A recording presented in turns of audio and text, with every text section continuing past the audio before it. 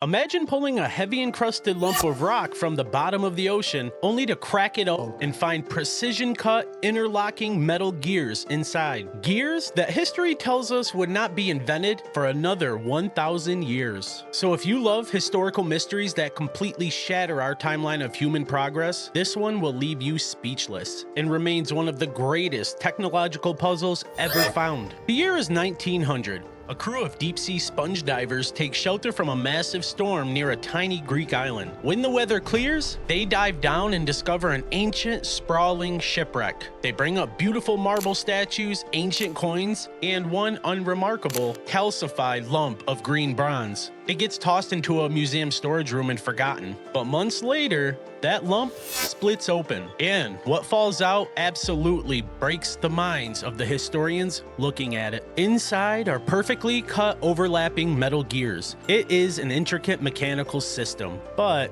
here is the massive problem. Historical context and dating prove that this device is over 2,000 years old. According to absolutely everything we know about human history, precision gearing of this magnitude did not exist until European clockmakers emerged in the 14th century. Finding this device in ancient Greece is exactly like digging up a functioning piece of modern technology inside a medieval castle. It simply should not exist. For decades, scientists simply had no idea what it actually did. But recently, using highly advanced high-resolution 3D X-ray scanning, researchers peered inside the remaining fragments of what is now called the Antikythera mechanism. They discovered a staggering network of 37 complex gears, intricate dials, and thousands of tiny, microscopic text characters acting as a user manual. This wasn't just a machine. It was an incredibly precise, hand-cranked analog computer. It tracked the exact movements of the cosmos. It accurately mapped the shifting positions of the planets followed by the phases of the moon, and could predict solar eclipses down to the exact hours,